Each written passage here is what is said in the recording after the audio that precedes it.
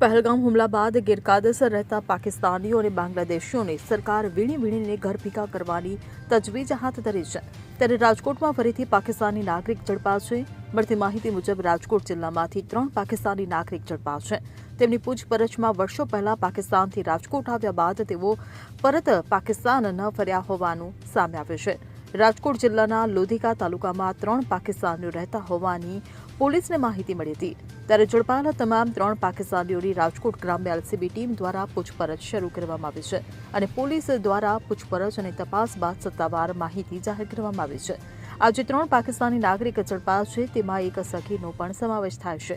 આ પાકિસ્તાની નાગરિકોમાં રિઝવાનાબેન મુનાફભાઈ ટાટારિયા, જીશાન મુનફુ ટાટારિયા અને જીશાનનો સગીર વયનો પુત્ર સામેલ છે। આમાં પોલીસે માતા, પુત્ર અને પૌત્ર સામે કાર્યવાહી કરી છે। તેઓ વિઝા મેળવીને ભારત આવ્યા હતા, પરંતુ વિઝા પૂર્ણ થયા બાદ પાકિસ્તાન પરત ફર્યા નહોતા। Bureau report CN24 news. હવે જુઓ દેશ દુનિયાની તમામ ખબરો તમારી આંગળીના ટેરવે। ઉઠાવો મોબાઈલ અને Google Play Store પરથી ડાઉનલોડ કરો અમારી CN24 ન્યૂઝ મોબાઈલ એપ।